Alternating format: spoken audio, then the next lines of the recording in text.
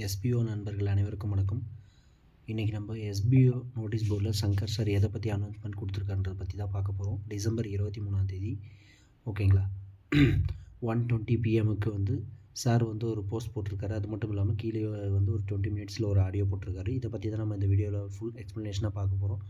வாங்க வீடியோக்குள்ளே போகலாம். இது வரைக்கும் நீங்கள் நம்ம சேனலை சப்ஸ்கிரைப் பண்ணாமல் இருந்தால் சப்ஸ்கிரைப் பண்ணி பக்கத்தில் இருக்கிற பெல் ஐக்கானை கிளிக் பண்ணுங்கள்.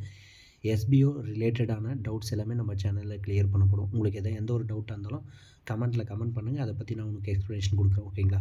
ஏன்னா நானும் எஸ்பிஓவில் ஒரு மெம்பராக தான் இருக்கேன். அதனால தான் சொல்கிறேன். அதுக்காக தான் நம்ம இந்த யூடியூப் சேனலே ஆரம்பித்தது.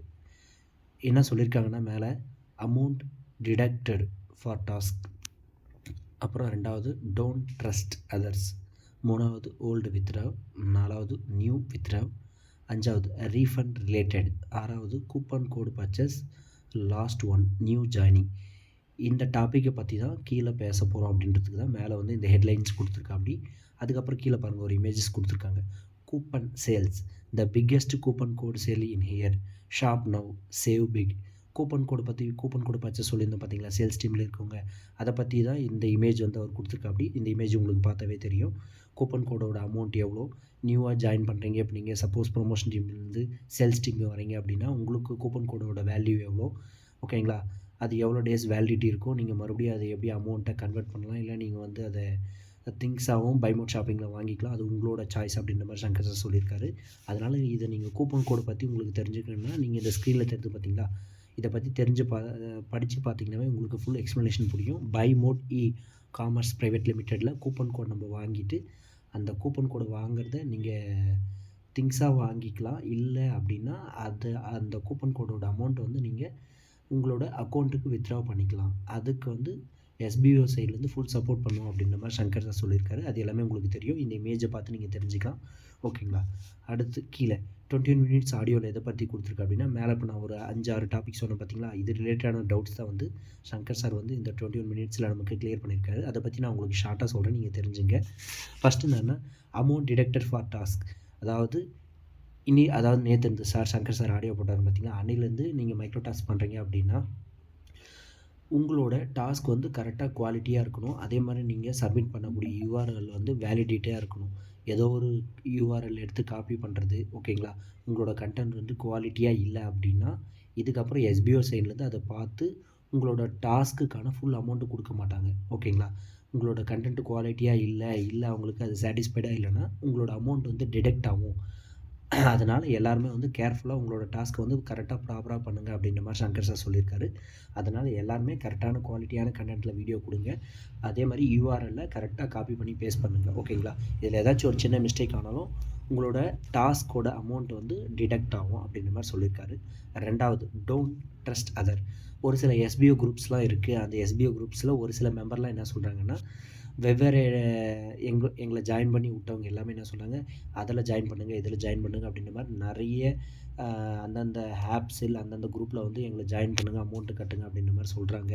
அதனால் ஒரு சில பேரை நம்பவே முடியல அப்படின்ற மாதிரி ஒரு சில மெசேஜஸ்லாம் நான் பார்த்துருக்கேன். அதனால் யாரையும் நம்பாதீங்க, சேஃப் அண்ட் செக்யூர்டாக இருங்க அப்படின்ற மாதிரி. அப்படியே நீங்கள் ஜாயின் பண்ணணும் விருப்பமாக இருந்தாலும் அதை பற்றி ஃபுல் டீட்டெயிலாக கலெக்ட் பண்ணிவிட்டு ஓகே அப்படின்னா மட்டும் ஜாயின் பண்ணுங்கள். அவங்க சொல்கிறாங்க இவங்க சொல்கிறாங்க அப்படின்லாம் ஜாயின் பண்ணாதீங்க அப்படின்ற மாதிரி சங்கர் சார் சொல்லியிருக்காரு.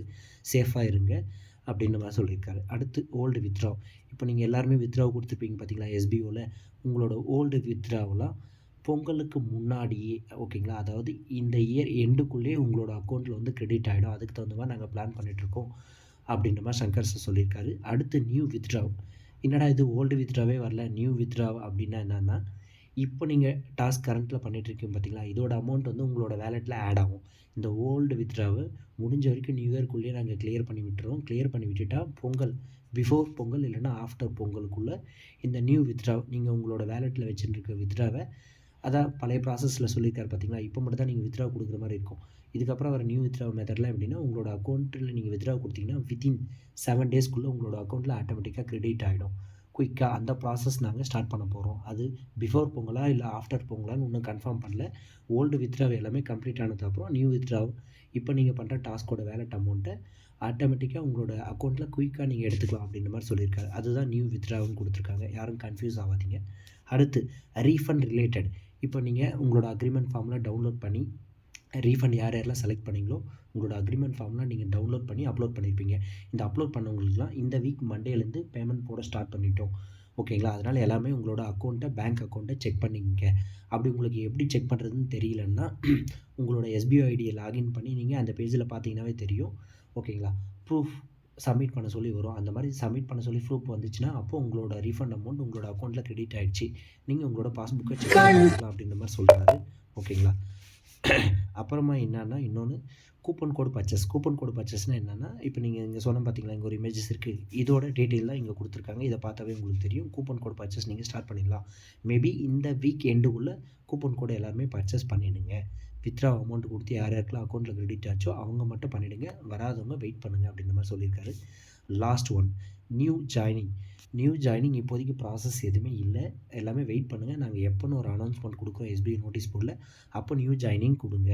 அது வரைக்கும் எல்லாருமே வெயிட் பண்ணுங்கள். இப்போதைக்கு அந்த பிளான் கிடையாது. ஏன்னா ரீஃபண்ட் அமௌண்ட்டு, ஓல்டு வித்ராவு இது எல்லாமே ஃபுல்லாக கம்ப்ளீட் பண்ணதுக்கு அப்புறம் தான் நியூ ஜாயினிங்கே ஸ்டார்ட் ஆகும் அப்படின்ற மாதிரி சொல்லியிருக்காரு. அதுக்கப்புறம் இன்னொரு விஷயம் காமனாக என்ன சொல்லியிருக்காருன்னா,